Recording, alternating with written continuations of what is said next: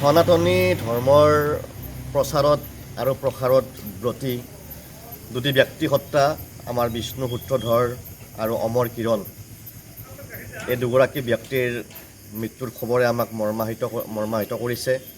ইতিমধ্যে সকলোৱে গম পায় যে বিষ্ণু সূত্ৰধৰ আৰু অমৰ কিৰণ অৰ্থাৎ অমৰ কলিতা এগৰাকী সুদক্ষ গায়ক আছিল, শিল্পী আছিল, সনাতনী ধৰ্মৰ প্ৰচাৰ কৰিছিল।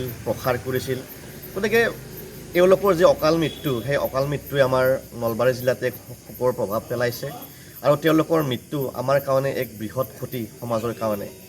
আৰু আমি দেখিছোঁ যে বিল্লেশ্বৰ দেৱালয়ৰ লগত তেওঁলোকৰ এটা ওতঃপ্ৰোত এটা সম্পৰ্ক আছিল, ধাৰ্মিকেই হওক সামাজিকেই হওক।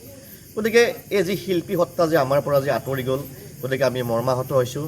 আৰু আজি বেলঘৰত শিৱসেৱক কাউৰীয়া সন্থাৰ উদ্যোগত আজি দুগৰাকী মৃত ব্যক্তিৰ শ্ৰদ্ধাঞ্জলি জ্ঞাপনৰ কাৰণে এটা অনুষ্ঠান ইয়াত পালন কৰা হৈছে, বন্তি প্ৰজ্বলন কৰা হৈছে, মাল্যাৰ্পণ কৰা হৈছে আৰু তেওঁলোকৰ বিদেহী আত্মাৰ স্বৰ্গগত আত্মাৰ সন্তুষ্টিৰ কাৰণে আমি 1 মিনিট মৌনতা অৱলম্বন কৰিছোঁ। গতিকে আমি আকৌ এবাৰ কৈছোঁ যে দুগৰাকী আত্মাই শান্তি লাভ কৰক, দুগৰাকী বিদেহী আত্মাৰ স্বৰ্গত বাস কৰক আৰু তেওঁলোক মানুহৰ মনত, মগজুত আৰু হৃদয়ত সদায় অমৰ হৈ থাকক, আমি এইখিনি কামনা কৰিছোঁ।